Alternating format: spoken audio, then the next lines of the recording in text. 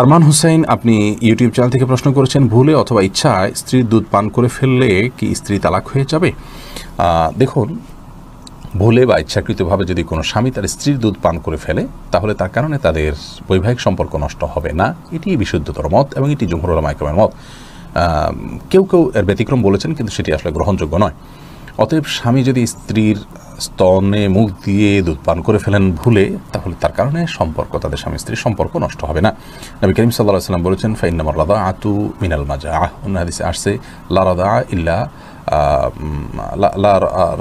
লা রাদাআ ইল্লা ফি সানাতাইন আও কামা ক্বালা আলাইহিস সালাতু ওয়াস সালাম। 2 বছরের বাইরে গেলে যদি দুধ পান করানো হয়, সে দুধ পান করানোর ভিত্তিতে হারাম হওয়ার সম্পর্ক সাব্যস্ত হবে না। এবং এ বিষয়ে দুরুল মুখতারের মধ্যেও স্পষ্ট ফতোয়া রয়েছে। এবং প্রয়োজন